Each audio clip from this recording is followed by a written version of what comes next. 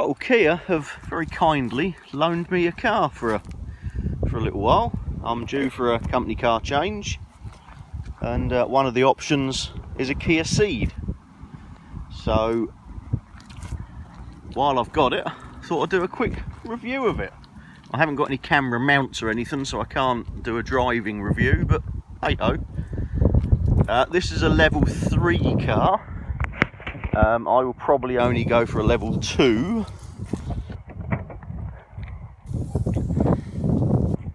Decent sized boots. This one obviously is an ex-demonstrator and is currently for sale for $17,995. Have little bits down there. Oh, another little bit there, and another little bit there. Look at that. So lots of little cubby holes. More there. More there. Lots of little cubby holes underneath the boot.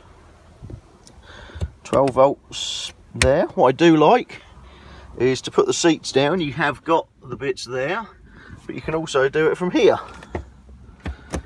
which is nice, although it doesn't fall flat down without a bit of help.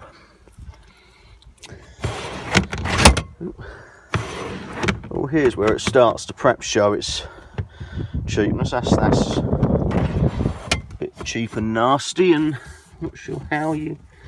Oh, I see, it's a bit like the Focus one. You just have to sort of manhandle it out. Yeah, that's perhaps a bit... Being a level 3 and not a premium, I have to close the boot myself.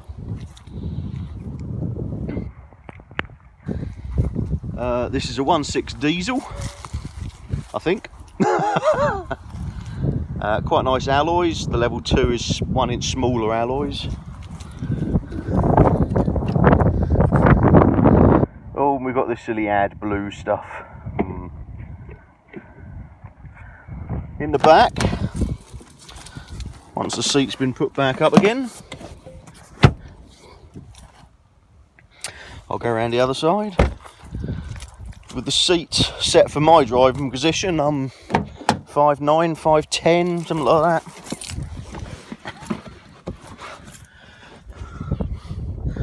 Lots of headroom.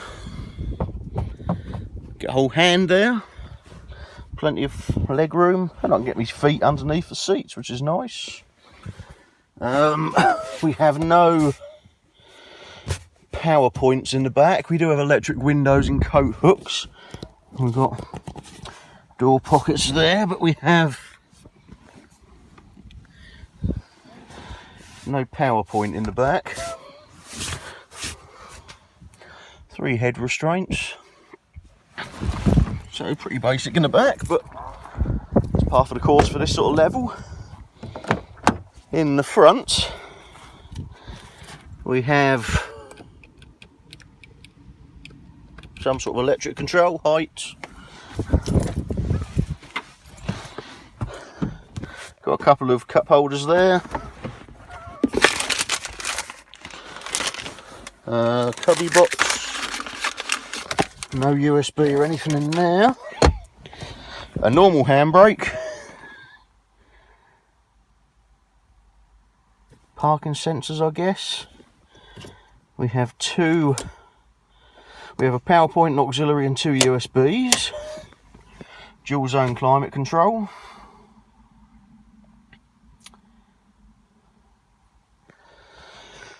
But that's about it really.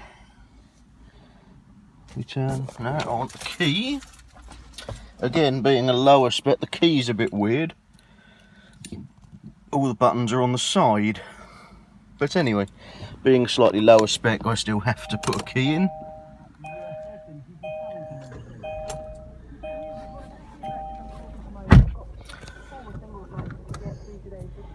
Okay, right. So we have this. We have... Oh, where do we go from here? My menu, let's try that. No, there's nothing there. Let's go home. No. No. So we've got radio there. Media. Map. Nav. coordinates, points of interest, navigation, phone projection, custom. Oh, there's all sorts of weird and wonderful things there. We do have Apple CarPlay should I choose to plug this in, and Android's version. In front here, fairly normal, got various bits of information there. Urea level, pass, speed,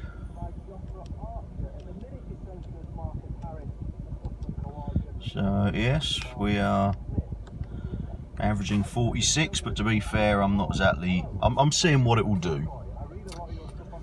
So that's that. We've got all round electric windows, greyish light headlining, so that's quite nice. Let's have a look under the bonnet, shall we?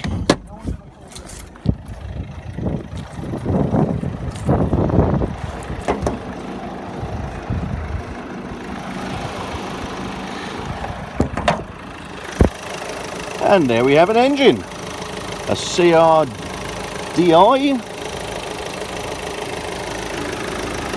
Apparently this is a cam chain, not a cam belt.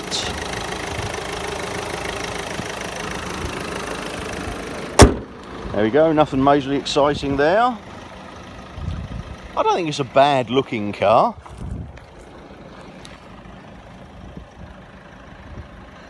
Got a bit of Ford Focus about it, I suppose, from the front, maybe a bit of voxelish from the back. But I think on the whole it's not a bad looking car. Couple of gripes so far from my drive.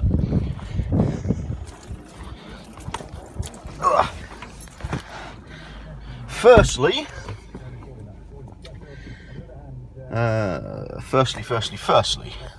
let's put that straight again. Just this centre console here. Don't know how well we can see that. That's a bit low, and therefore I find my leg leaning right on that bit there, which after a few minutes actually starts to get a little bit painful. So that's slightly off, but to be fair, once I've moved my foot off the clutch and onto the footrest, which there is actually a clutch foot rest or whatever, that's quite good. The lane departure warning also is a bit aggressive.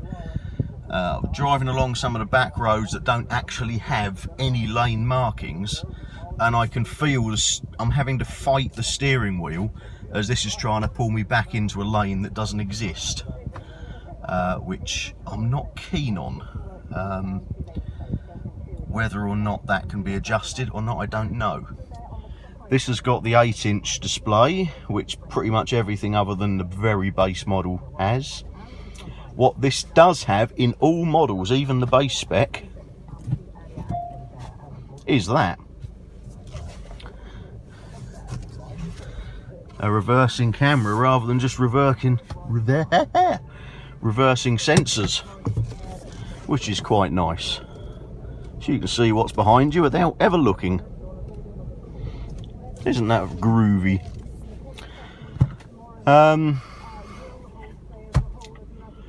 But on the whole, actually, apart from a couple of little niggles, it's not a bad car. We've got a cubby space there, we've got another one back there. Quite a deep thing there, decent sized glove box, couple of decent sized door bins. I don't know quite what I feel about this fake sort of leather stitched panel up here that sort of looks like it's melted over the dash, and this sort of weird shape here that again looks like it's sort of melted a little bit, but again, these sort of screens that just stick out sort of do annoy me, but this one isn't as bad as the new Focus. The new Focus just looks like someone's nailed an iPad to the dash. This is nowhere near as bad as that. But on the whole, it's actually not a bad car, you know. Whether or not I'll go for it, time will tell. I have other options as well, of which I have driven, although they obviously didn't just let me loose with the car. so I was unable to film those. But the Renault Megane Sport Tourer and the Vauxhall Astra Sport Tourer were the other two. The Vauxhall I've discounted pretty much straight away. The new ones are going to be 3-cylinder diesels, and I don't know, I just didn't, it didn't do anything for me when I was driving it. The Renault really did surprise me. I fully expected to hate the Renault. It's French. The gearbox was atrocious, I will admit, but other than that, it was actually a lovely, comfy car to drive. Lots of kit. It really did surprise me. What's that one do? Oh, folding mirrors. Look at that. Isn't that flat? Anyway, yeah. We have little lights on here as well. I'm not sure what that does. Automatic dipping or pass. But yeah, we have automatic headlights, dip dim and comes on when it's dark and that sort of stuff. I have to turn the wipers on myself on this model. Can't believe I actually have to turn my own wipers on. So yeah, anyway, I suppose I better take this back to the dealer. I'll give it another quick blast along some country lanes and down a dual carriageway and give it back to the dealer, and then I'll go home and make my final decision. The Vauxhall's gone, so it's between this and the Renault. We will see, and you will have to wait and see. Ta-da!